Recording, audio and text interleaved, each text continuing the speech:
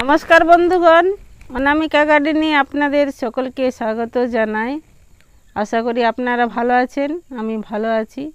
तो आज के आमी एई बेली फुलेर परिचर्या निये आपनादेर काछे उपस्थित हयेछि।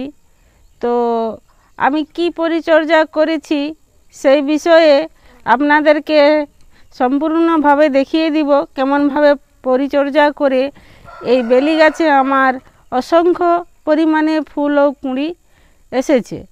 तो आज के भिडियोटा लम्बा ना करे आपनादेरके खूब ताड़ाताड़ी सेई परिचर्या करे देखिए देब। तार आगे आपनारा भालो करे फुल और कुड़ीगुलो देखे निन।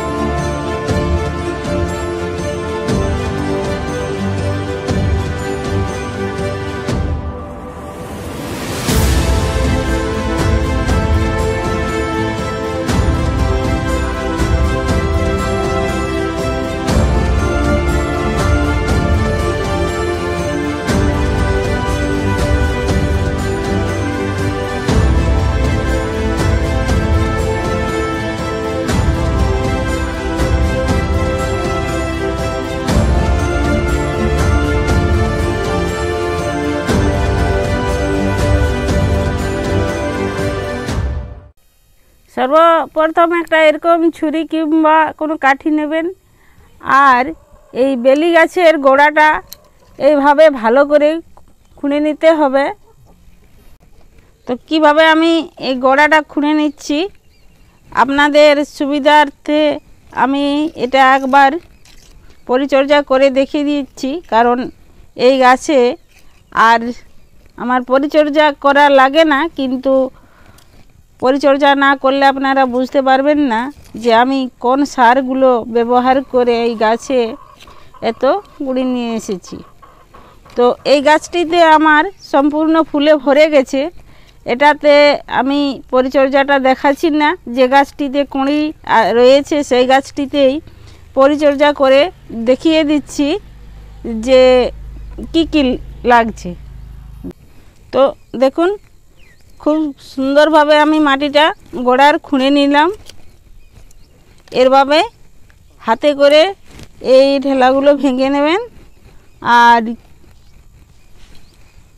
তার আগে এই বালতিটা আপনারা দেখুন যে আমি কি সার ব্যবহার করছি।